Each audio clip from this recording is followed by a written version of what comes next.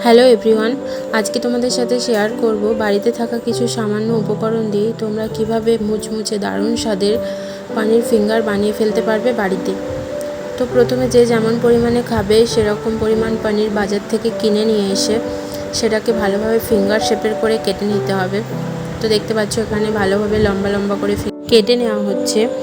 তো দেখতে পাচ্ছ পনিরগুলো কাটা হচ্ছে, দেখো কত সুন্দরভাবে ফিঙ্গার শেপের কেটে নেওয়া হয়েছে। এবার উপর থেকে ব্ল্যাক পেপার, গোলমরিচের গুঁড়ো, ধনে গুঁড়ো, অল্প পরিমাণ লঙ্কার গুঁড়ো, হলুদের গুঁড়ো, অল্প একটু নুন দিয়ে ভালোভাবে মাখিয়ে নিতে হবে, যাতে ভালোভাবে সব কটা পনিরের গায়ে ভালোভাবে মশলাটা লেগে যায়, সেজন্য ভালোভাবে মাখিয়ে নিতে হবে। তো বাড়িতে ব্রেড ক্রাম্ব না থাকার কারণে টোস্ট বিস্কুট দিয়ে ব্রেড ক্রাম্ব বানিয়ে নেওয়া হয়েছে গুঁড়ো করে।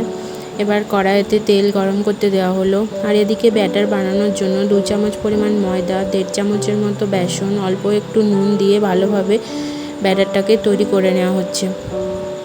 তোমরা যদি মুচমুচে বানাতে চাও তো এর মধ্যে একটুখানি খাবার সোডা অ্যাড করে দিতে পারো। তো এবার পনিরগুলোকে একে একে ব্যাটারের মধ্যে চুবিয়ে কোট করে নেওয়া হচ্ছে ব্রেড ক্রাম্বের মধ্যে। যদি মোটা করে খেতে চাও তাহলে এটাতে 2-3 বার কোট করতে হবে। তো দেখতে পাচ্ছ একে একে কোট করে নেওয়া হচ্ছে, আর ওদিকে তেল গরম হচ্ছে। তো দেখো কোট করা হয়ে গেছে, এবার তেলের মধ্যে ভাজতে দেওয়া হয়েছে।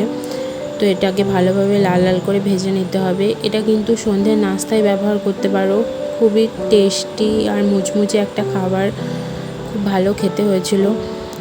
তোমরাও অবশ্যই একবার ট্রাই করো এই রেসিপিটা, আর কেমন হয়েছে সেটা অবশ্যই জানিও কমেন্টের মাধ্যমে।